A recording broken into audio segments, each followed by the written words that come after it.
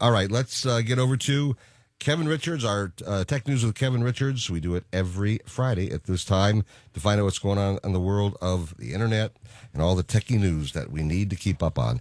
Hey, Kevin, how you doing? Hey, Alan, it's a great day in tech. How are you? A great day in tech. Like that's Texas or something. Yeah, I don't know how I'm going to do that exactly. So let's talk about some of the things going on. I know that at Amazon, they reported to be adding a streaming music service to their Prime offering. Seriously?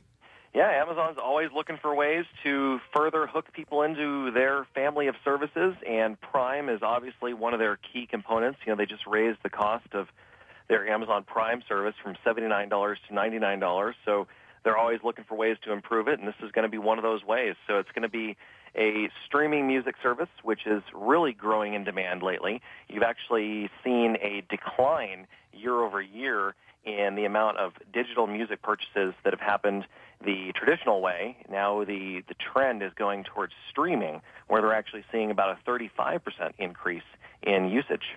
So will this be free, or are they going to charge for this? Well, I think it's going to be. It actually hasn't been confirmed yet by Amazon, so we don't know exactly what's going to happen. But you know, the rumor has it that it's going to be bundled in with your existing Prime service. So it's just going to be one more reason for everybody to become a Prime member. So there's no additional a fee for it then, if you're a Prime member. That's the thought at this point. You know, if you are a Prime member and you've been watching their instant video that you have access to, the Prime library has been growing. The quality of content they've had there has been improving for as long as they've had it. It's a really good service, a great competitor to Netflix and others, and it's really something that if you look at that model where they've been constantly improving it, I don't think that they're going to charge to add this feature on. I think it's just going to be they're going to add it in and make it yet another reason for people to be shopping with them and be part of that Amazon ecosystem.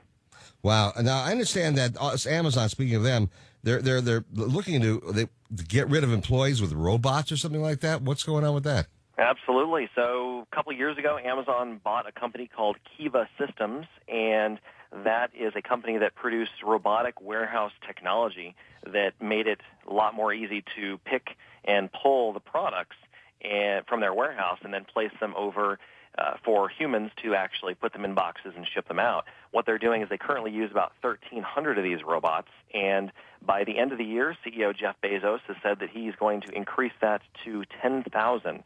So, wow. One of the key things about how Amazon has been successful is they commingle all their products together in their warehouse. They put them in bins, and then they mark each product with a location. So what that does is instead of arranging everything in the same order, you can actually commingle different products, different shapes together to better utilize your space. Well, that makes it a little harder for humans to find the product. So what they've done is they've mapped it all out, and now they're getting robots in there. And, of course, robots don't have unions and don't have wages and don't get sick. Wow. So fewer people will be employed. We're heading in that direction in a lot of areas. It's very true, but the other side of the coin is you go to your local grocery store and you see they're actually removing those self-checkout kiosks in certain places. So some places we are going robotic, and other places we are going back to the service is tradition. You've seen them actually removing those self-serve kiosks? I have. I am blessed. Up by where I live, the Albertsons has removed it. Seriously, wow! All the Albertsons I've gone to, Smith's, Fresh Easy, all of them, they all have it. And I'm used to it at this point too. If I have a lot going on, Costco will never go that way. Obviously, Costco will stay with the way they do it. But wow, it's no, they will. You're lucky if they say hi to you in Costco before they kick you out the door. No, yeah, they're an in and out group, absolutely. But this is going to cut down on employees, except the other side of the coin is you can get into the job of what?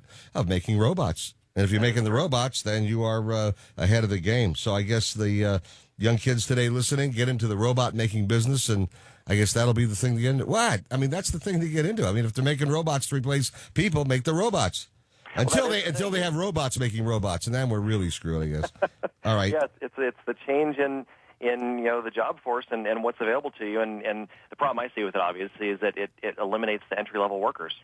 Yeah, I saw that story on either Twilight Zone or Out of Limits or one of those things that did happen. All right, let's talk about Google because they've come out, we're talking about robots. They've come out with driverless cars. We saw the prototype on the news and everything, and I thought to myself, seriously, the people are sitting back, only one seat for one, there are two people, that's no more than that, and they can sit back and they don't have to do anything. It says they stop at stop signs, lights, avoids people, 25 miles an hour the most right now, so it's good for shopping locally or something like that, but seriously, a driverless car that you don't have to do anything, I mean, how does it know where to go? Well, they've been working on this for a while, and they've racked up more than 700,000 miles working. They have their Toyotas and Lexus SUVs they've been working with, and now the one that's been popular this week is that tiny little smart car / golf cart looking thing. Yeah. And so what they're trying to do with that, it seems, is obviously they're having to follow the current laws and rules, and that's part of why they've limited it to 25 miles an hour. The cost of one of those things, shockingly enough, is over $150,000 right now. It can go about 100 miles before it needs a recharge. 100 miles for a recharge, goes 25 miles an hour, sits two people, it's at $150,000. Doesn't sound like a bargain to me, but then maybe I'm missing something here. Of course, they give you a coupon for a discount, I guess. I guess that's how they work it. All right, stay with me. I want to talk about some other things, too. I got some Apple things I want to talk to you about, and I've got to talk to you about this Edward Snowden thing where he says that they can come in, the NSA can come in, turn your phone on and off. They can listen to you. They can take pictures of you. They can do anything they want, anytime they can. I want to get your thoughts on that in just a few minutes. Kevin Richards joining me with our tech news, joining us from Ventura Web Design. And by way of disclosure, of course, they're the ones who designed my web page, which I think looks so good. All right, let's just get into this quickly. I want to quickly, Apple News, do that because I want to get into the other one quickly as well. They are developing some kind of a signal in your iPhone that will turn your lights on and off as you leave the room and everything. What is this about? Well, remember back about in November, we talked about a new patent that we found out that Apple had filed for, and what that patent was is it allows them to put what's called near-field communications into your phone, and then through that phone control things like the lights or the air conditioning inside of your home. So when you come home, for example, and your phone is in your pocket, it says, oh, Alan's home, I'm going to turn on the lights exactly how he likes it. And then if you wanted to really get cool and specific about it, it could actually turn off the lights once you leave a room for you. So no more worrying about turning those lights off and saving on the energy bill. It'll do it automatically. Now, they've got the patent, but they haven't actually integrated this yet, have they? They have not. This is just one of the rumors that people are talking about. Next week, Apple has their Worldwide Developers Conference, so always before that comes out, we're always anticipating and guessing what they're going to be releasing and talking about at this event. So this is one of those technologies that they've been discussing. Another one is a health book app where basically they would store all of your important health records in one place. You've heard of those things like the Fitbit where it tracks your steps and all that. It would store that in there. It's basically going to be a one-size-fits-all for all of your medical analytics, and it'll let you make smarter decisions, maybe about what you're eating or about maybe you don't realize how much you're sitting all day. I mean, I know I certainly in my job, I'm sitting at this desk 12 hours a day and need to get up more. So maybe utilizing that tool on the iPhone will help me do that. Now, the iPhone 6 not coming out till Christmas, I understand, right? Well, there's no guarantees, of course, but historically they always like to release it close to Christmas.